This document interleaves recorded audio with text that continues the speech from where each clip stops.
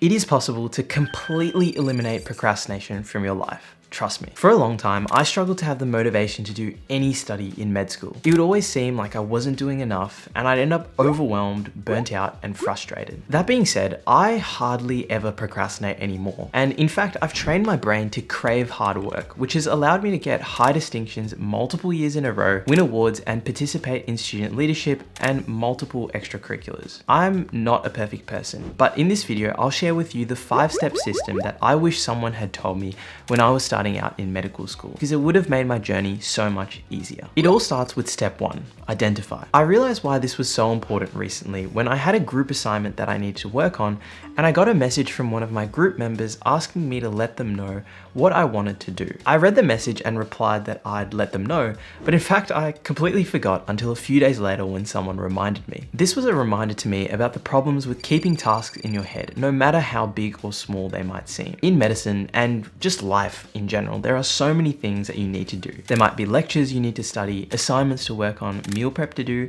a friend's birthday gift to organize, or a video to film. Having a system to track all of the tasks that you need to do can basically change your life on its own. If you don't keep track of what you need to do, you will forget things, and worse, keeping the tasks in your head can make you feel overwhelmed and stressed. This isn't a sponsored video, but I manage my tasks on an app called TickTick. I have different lists for each of the areas of my life, and I have a 3-step task inbox system. When I get any task, I put it into one of 3 categories: more urgent, less urgent, or waiting. More urgent is for the things I need to do quickly, less urgent, the opposite, and waiting for those tasks that I need to keep track of while I'm waiting for something else or someone else to do something. This allows me to clear my mind completely, which is so important to getting any work done efficiently. This leads us on to step 2, which is to aim. One of the problems in medicine is that there's just so much content that it's unreasonable to expect yourself to learn everything in the limited time that you have. I mean, I go on the wards and even consultants will say that they don't know the answers in an area of medicine that they've been studying for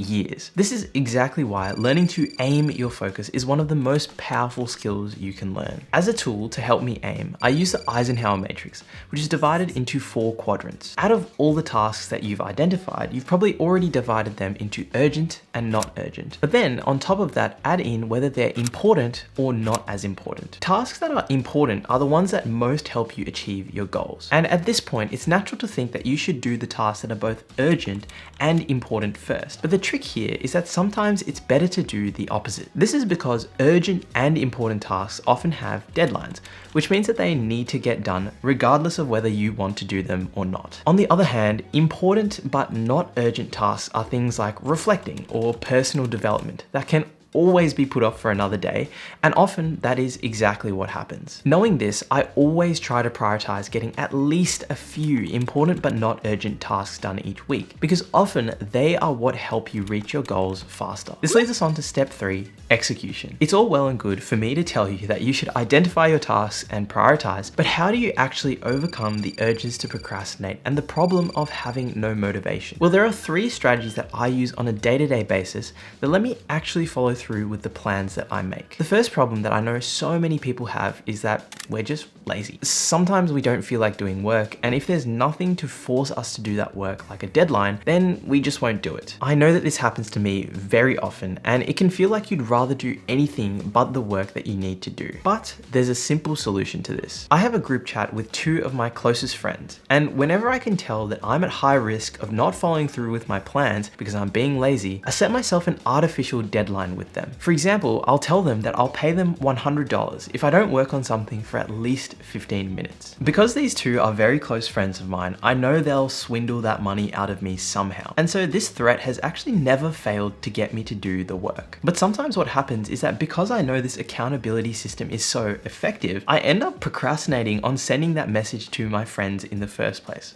Weird, I know. When this happens, the problem is that I just can't muster up the effort to get started with anything in the first place. The next 2 strategies are what I use to get out of this situation. First, I like to think of the smallest possible thing that I can do to get closer to getting some work done. For example, this might be just sitting down at my desk or opening up Discord to send the message to our group chat. Next, it might just be typing the first word of my message. That's it, just the first word. And then finally, just typing out the whole message and sending it so that I have no choice but to study. study. The other thing that I do alongside this is giving myself a ritual that I do at the start of each studying session. For me, this ritual is starting the stopwatch of my time tracker, which acts as a trigger that I need to lock in and start studying. This moves us on to the fourth step of the system, reward. This is something I didn't realize until this year, but it's completely changed how productive I am over longer blocks of time. When I used to finish a studying session, I'd often think to myself, hey, I've done some hard work, I should give myself a reward by watching TikTok or watching a TV show. But there were actually a lot of problems with this that I didn't realize. First, when you start rewarding yourself with something as addictive as TikTok, Reels, or YouTube, or Netflix, it's extremely hard for your brain to switch back into a place where it would want to do anything else. This is why it's important that when we are rewarding ourselves, we do it carefully. When I finish a studying session, I like to think of myself as an athlete in recovery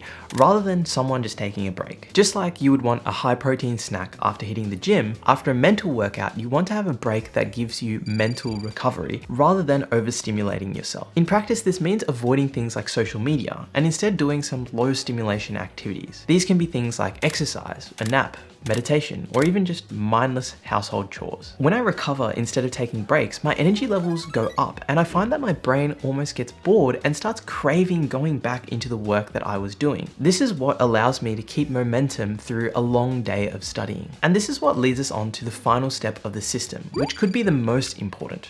Review. The thing with all of the tips that I've told you is that these are things that have worked for me in my life with unique circumstances, demands, and privileges. The thing is, your life will be completely different. And as a result, I guarantee that these tips will need tweaking for your life. This is why you can't just watch a YouTube video to become productive. You have to actually apply the advice that you get to create change into your life that makes you more productive. There are two specific ways that I regularly reflect to allow myself to improve over time. The first of these is by collecting data. In order to reflect properly, you need data. Otherwise, you'll be shooting in the dark and possibly making changes based on vibes that make you just go up and down with the changes that you're making. The app that I mentioned earlier, TickTick, has a stopwatch that I can start whenever I begin working on a task. This means that over time, I'm able to collect information on how long certain tasks take me. For example, I know that studying around 15 conditions to 80 to 90% accuracy will take me around 2 to 3 hours, and that writing a script for a YouTube video will take me around 4 to 5 hours. This means that if I'm planning my time, I have a better idea of how long things will take, which means that I'm very rarely surprised by things running over time. This then works in tandem with the second strategy, a weekly review. In my weekly review, I'm able to look back on how I spent my time in the past week and whether I was spending my time in the way that I actually wanted to. I can also take a bird's eye view of my tasks and see whether I'm falling behind in certain areas and whether I'm improving my skills over time. This also means that if I learn something new from a YouTube video, I'm able to experiment with applying it over 1 week and continue refining it as weeks go past. But the problem with all of this is that even if you manage to be productive, it won't matter if the study that you do